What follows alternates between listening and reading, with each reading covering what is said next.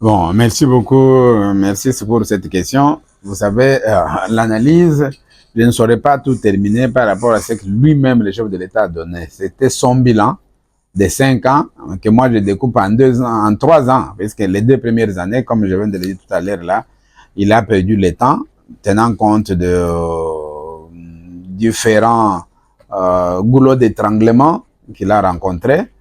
Mais pour les 3 années pour lesquelles il a vraiment recouvré la totalité de son pouvoir, nous pouvons dire que ces 3 années sont vraiment largement positives. Son bilan est largement positif, puisque quand nous voyons ce qui est construit sur le terrain, en 3 ans, Mama Yemo est ressorti du centre. Kanchach et Kankokolo sont aujourd'hui des grands hôpitaux et des grands camps militaires.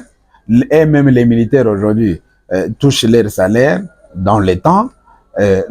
Bon, personne n'est satisfait de ce qu'ils touchent ou personne n'est satisfait du salaire qu'ils touchent, mais néanmoins, disons que aujourd'hui, les militaires, les enseignants de l'école primaire et secondaire peuvent quand même respirer. Les parents peuvent aussi respirer du côté de la gratuité. 5 millions d'élèves, 5 millions d'enfants ont repris les chemins de l'école. Plusieurs écoles ont été construites. Les programmes de 145 territoires, les programmes de développement local à la base, ce qu'on appelle les PDL 145 territoires, est en marche dans toutes les provinces. C'est la première fois après le départ des Belges qu'un chef de l'État pense de développer nos territoires, de commencer le développement à la base. C'est ce que nous avons toujours dit. Il faut commencer. Le Congo est tellement grand. Il faut qu'on commence avec des actions à la base pour arriver à faire le développement d'une manière générale. Donc, le développement local. Aujourd'hui, je peux vous dire, moi-même, j'étais responsable de BSECO dans la province de Lomami. Nous avons construit des écoles, nous avons construit des centres de santé dans la province de Lomami. Aujourd'hui, on est en train de réceptionner ces ouvrages-là et dans des endroits où il n'y avait même pas de route. Vous me direz, mais pourquoi vous n'avez pas commencé par les routes? Mais il faut d'abord commencer par quelque part là. Les routes aujourd'hui là sont dans les programmes.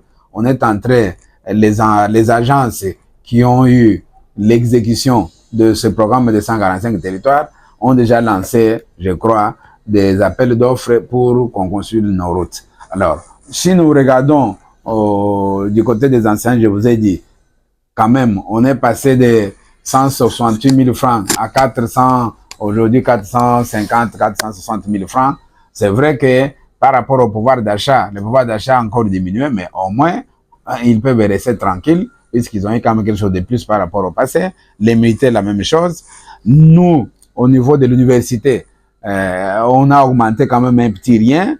Donc, je crois que son bilan est largement positif. Des constructions sont par-ci par-là. Les routes, vous-même, vous vivez à Kinshasa, même s'il y a encore des trous par-ci par-là.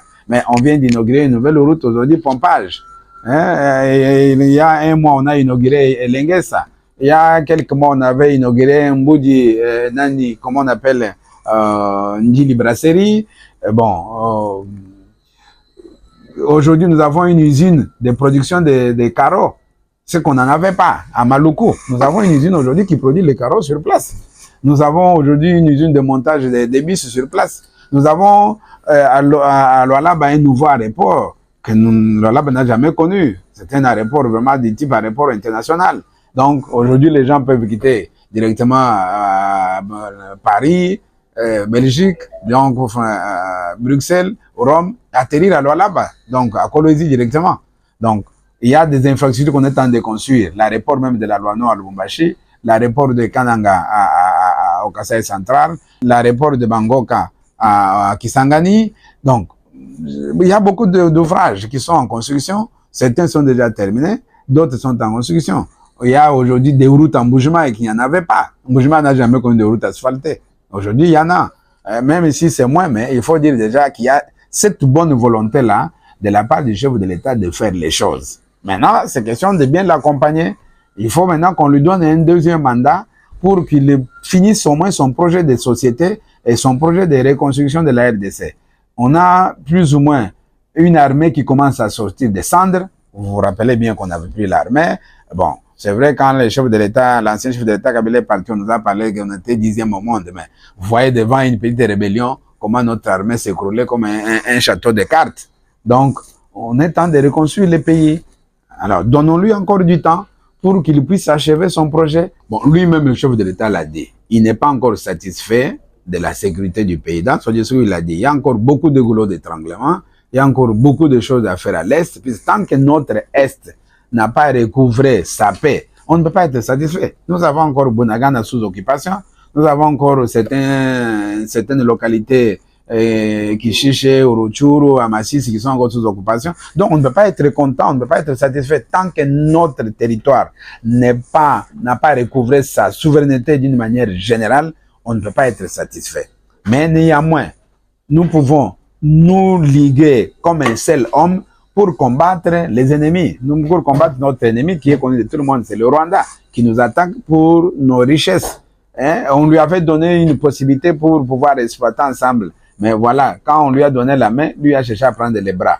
Alors, donc, je crois que le gouvernement de la République est tenté de s'employer sur ça. Vous imaginez, nous avions une armée qui n'avait pas de drones. Nous avions une armée qui n'avait pas d'avions. Nous avions une armée qui n'avait pas d'hélicoptères. Aujourd'hui, notre armée est dotée de tous ces éléments-là, de tous ces instruments, de tous ces outils, et dotée aussi en hommes. Et aujourd'hui, notre armée mange. Notre armée aujourd'hui est habillée. Vous avez vu les nouvelles tenues de l'armée. Et donc, tout le monde sur la route, vous voyez les militaires avec de nouvelles tenues. Donc, de ce côté-là, quelque chose a été fait, mais nous demandons à notre gouvernement de continuer à appuyer notre armée, de continuer à la doter des instruments, de continuer à la doter d'armements nécessaires pour qu'elle puisse bouter l'ennemi dehors. Mais ça, c'est un travail de nous tous. Nous tous. Bon, le chef de l'État lui-même l'a dit. La justice n'est pas encore au top. Aujourd'hui, il a donné les chiffres, on a fait les concours pour 5000 magistrats. Vous savez qu'il y a des localités où il n'y a pas de magistrats.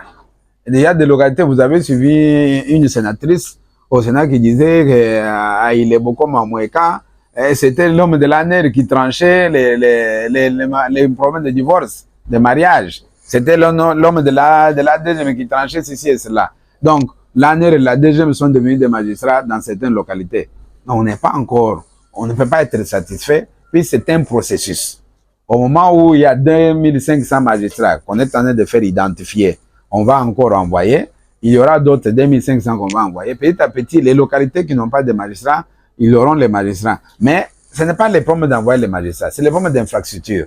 Quand le magistrat va partir là-bas, il va s'asseoir où? Il va travailler où? Il va dormir où? Donc, nous devons encore construire des infrastructures pour doter des cadres appropriés à nos magistrats, de telle manière qu'ils puissent dire la loi comme il faut. S'il dort sur les chaumes, dans les paillotes ou bien dans les pailles, comment pourra-t-il dire bien les droits?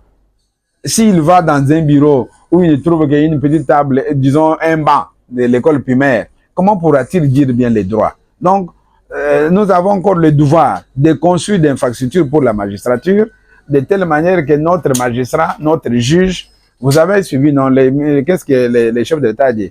Ailleurs, il y a, selon les indicateurs, un magistrat pour 30 000 habitants. Chez nous, ici, nous avons un magistrat pour les millions. Alors donc, on ne peut pas encore être satisfait tant qu'on n'a pas encore atteint les standards normaux pour une bonne justice.